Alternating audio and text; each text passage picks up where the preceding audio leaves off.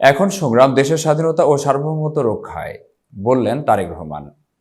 বিএনপির ভারপ্রাপ্ত চেয়ারম্যান তারেক রহমান বলেছেন, এখন সংগ্রাম দেশের স্বাধীনতা রক্ষার ও সার্বভৌমত্ব রক্ষার, একই সঙ্গে দেশ গড়ার সংগ্রাম।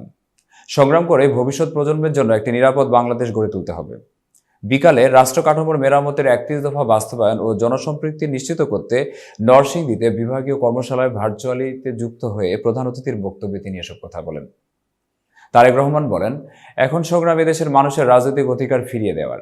এ সংগ্রাম করেই ভবিষ্যৎ প্রজন্মের জন্য একটি নিরাপদ বাংলাদেশ গড়ে তুলতে হবে। এ সংগ্রামে একমাত্র নেতৃত্ব দিতে পারবে বিএনপি।